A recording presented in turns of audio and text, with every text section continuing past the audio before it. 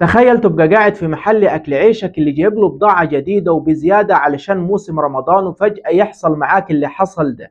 امبارح في محافظة الجيزة صاحب محل قاعد في المحل بتاعه عادي، وفجأة شوية عيال بيلعبوا بالظاهرة السلبية اللي للأسف انتشرت بشكل كبير جدا. العيال ماسكين سلك المواعين ومولعين فيه وبيلفوا طبعا، والشرار انتشر في كل حتة، وفجأة شوية منه جو جنب المحل طبعا علشان مادة سريعة الاشتعال مسكت في البضاعة اللي في المحل. أنا عايز أقول لك، ويمكن أنت واخد بالك، النار ماسكة في المحل وبدأت الناس تجري والعيال برضه لسه بتلعب، ومفيش ثانية والتانية النار زادت مسكت في أغلب البضاعة.